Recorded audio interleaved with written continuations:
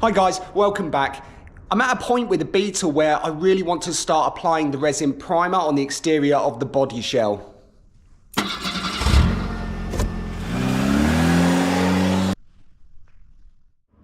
So I've already made a start on the resin primer on the underside of the bonnet this time. It took me a while to prep it. There was a lot of pink paint in there. There was some dented areas which I put a tiny bit of filler on there before I've applied the resin primer. And I had a little bit left over in the gun, and as the exterior of the deck lid was pretty much there, I've just applied one light coat on the deck lid. So the plan with the exterior of the Beetle is that I'd like to apply the resin coat on pretty much all of the exterior panels. I won't be doing the inside. I might be doing the rear area here at the back. I won't be doing the underside of the bonnet area here or inside the engine bay. So areas like the engine bay and also the dash area, I don't personally feel the need to put a coat of that special primer down. I think that a normal primer will actually be fine.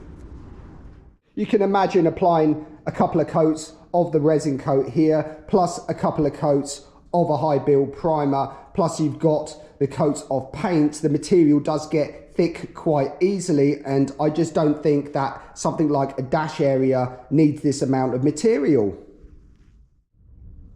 And with the rear boot floor area, we know that this did have quite a bit of corrosion, and Mr. Red Oxide Man had gone in there and saved it. But I wouldn't mind just putting a bit of extra protection just on this area because they are prone to moisture. So when it comes to moisture, a lot of people don't really put body filler over bare metal surfaces. Personally, I've had no problem using body filler over bare metal. This is actually a bad example because this is over the original primer, but I don't have a problem putting filler over good bare metal surfaces. But the moisture in the filler could cause some kind of corrosion underneath if you're not careful. And the great thing about this resin coating is this product, I can actually apply body filler over the top. So any imperfections that I find when I've guide coated it and flatted it off, I can then do the repairs then. And talking about imperfections, this extremely dented, creased rear valance did have surface corrosion over it, and I'm not too happy on applying the resin coating straight on top of this. So what I'm actually going to do is I'm going to spray the rust treatment primer over the top first, and then I'm going to scotch it off, then put the resin coat above it. What I'm also going to do in areas that the original sealant has been removed, I'm actually going to apply another bead of sealant. So at this point, it really is just a game of going over the whole vehicle and just making sure I haven't missed any bits. Areas that are polished, like the areas around the windows here where I've used a wire wheel, I do need to key up, and there's also some scuzzy bits left under here as well.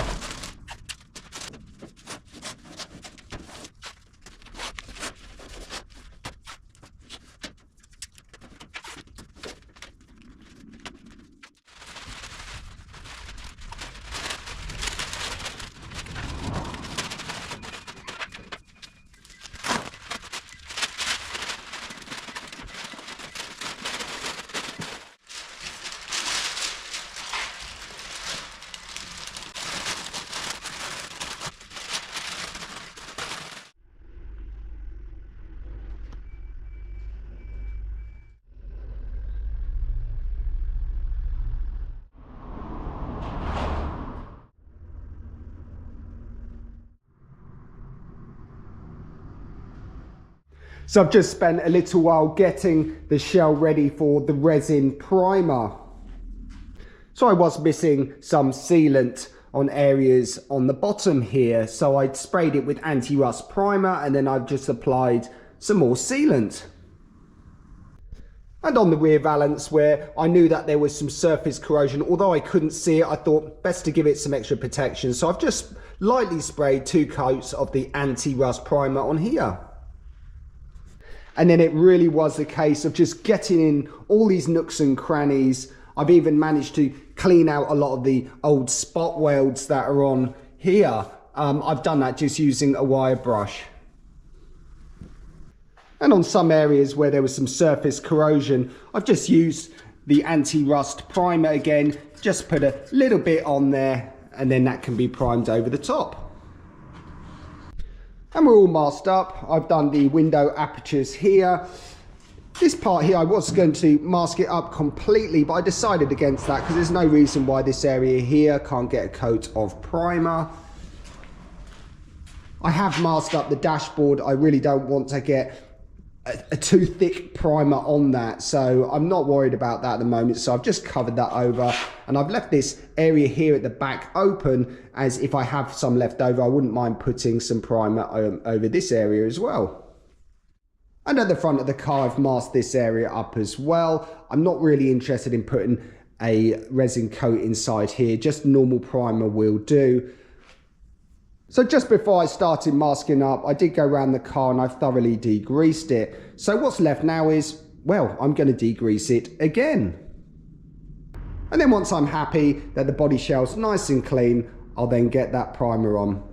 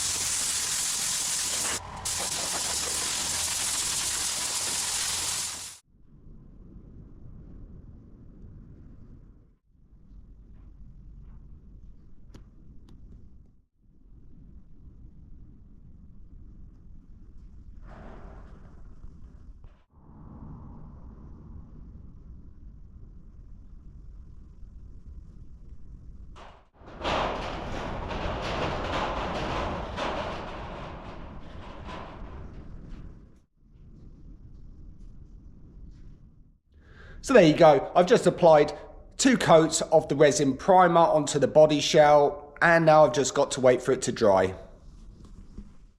And once this primer is fully cured, I can then guide coat it, block it down, and then it's over the top with the standard primer.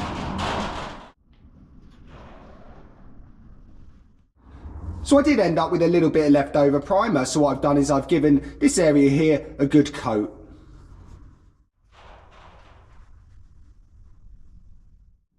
So although I love watching paint dry, I've still got to finish that other door off. So while I've got all the spraying stuff out, I might as well give this door a coat of the resin primer too.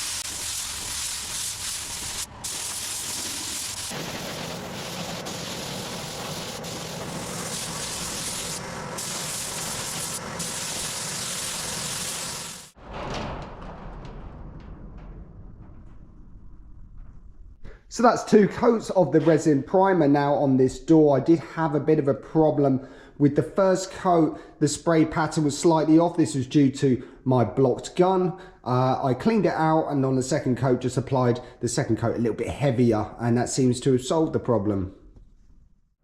So that's me pretty much done for today. Managed to get quite a few bits rattled off on the Beetle. Pretty chuffed with that. So I need to wait for the primer to fully cure, and then I can guide coat it and sand it. So I've got all that to look forward to. Yes, more sanding, and that's in preparation for yet more primer.